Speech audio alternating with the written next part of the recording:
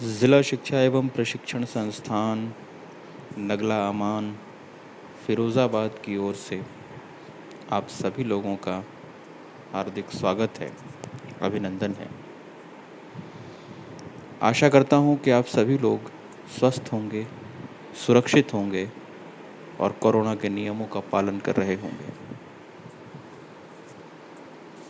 दोस्तों, आज की इस शैक्षिक वीडियो में हम भाषा, उसकी उत्पत्ति, उसके प्रकार और भारत में आधिकारिक भाषाएं कौन कौन सी हैं, उस पर बातचीत करेंगे।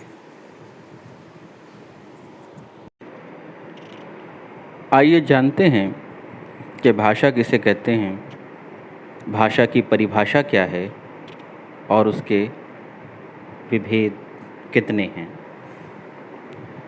सामान्य अर्थों में भाषा वह माध्यम है जिसके द्वारा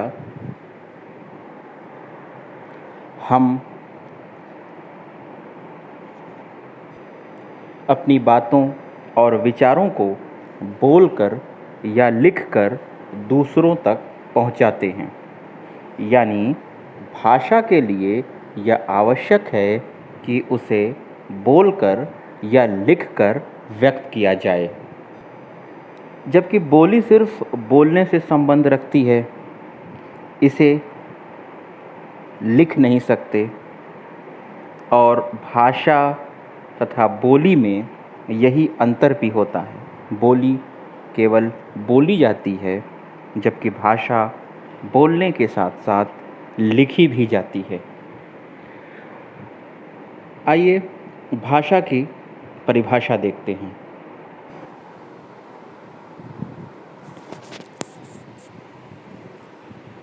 भाषा वह साधन है जिसके द्वारा हम अपने विचारों को व्यक्त कर सकते हैं और इसके लिए हम वांछित ध्वनियों का प्रयोग करते हैं।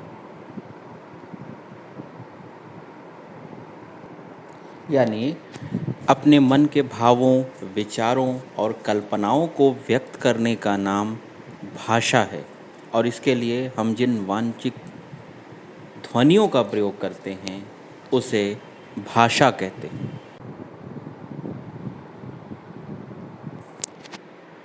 भाषा शब्द संस्कृत के भाष्य धातु से बना है, जिसका अर्थ है बोलना या कहना, अर्थात भाषा वह है जिसे बोला जाए। प्लेटो ने सोफिस्ट में विचार और भाषा के संबंध में लिखते हुए कहा है कि विचार और भाषा में थोड़ा ही अंतर है। विचार आत्मा की मुक्त या अध्वन्यात्मक बातचीत है और वही शब्द अब ध्वन्यात्मक होकर होठों पर प्रकट होता है तो उसे भाषा कहते हैं या भाषा की संज्ञा देते हैं। बोली, विभाषा और भाषा का मौलिक अंतर बता पाना कठिन है, क्योंकि इनमें प्रमुख अंतर व्यवहार क्षेत्र के विस्तार पर निर्भर है। वैयक्तिक विविधता के चलते एक समाज में चलने वाली एक ही भाषा के कई रूप दिखाई देते हैं। मुख्य रूप से भाषा के इन रूपों को हम इस प्रकार देखते हैं: बोली, विभाषा और भाषा, अर्थात परिनिष्ठता या आदर्श भाषा। किसी प्रदेश की राज्य सरकार के द्वारा उस राज्य के अंतर्गत प्रशासनिक कार्यों को संपन्न करने के लिए जिस भाषा का प्रयोग किया जाता है उसे राजभाषा कहते हैं। यह भाषा संपूर्ण प्रदेश के अधिकांश जन समुदाय द्वारा बोली और समझी जाती है।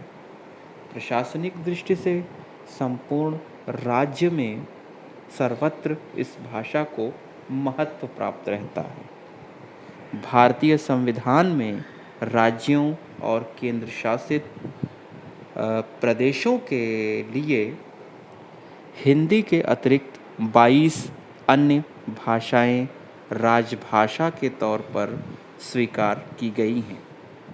राज्यों की विधानसभा बहुमत के आधार पर किसी एक भाषा को अथवा चाहे तो एक से अधिक भाषाओं को अपने राज्य की राजभाषा घोषित कर सकता है। राष्ट्रभाषा संपूर्ण राष्ट्र का प्रतिनिधित्व करती है।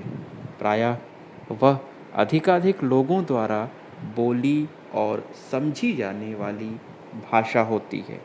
प्रायः राष्ट्रभाषा ही किसी देश की राजभाषा होती है। आशा करता हूँ कि आज के इस शैक्षिक वीडियो में भाषा, उसकी उत्पत्ति, उसके प्रकार के हवाले से जो बातें की गई हैं वो बहुत हद तक आपके समझ में आई होंगी। वीडियो देखने के लिए आप सभी लोगों का बहुत बहुत धन्यवाद। स्वस्थ रहें, सुरक्षित रहें और कोरोना से बचने के नियमों का पालन करते रहें। धन्यवाद।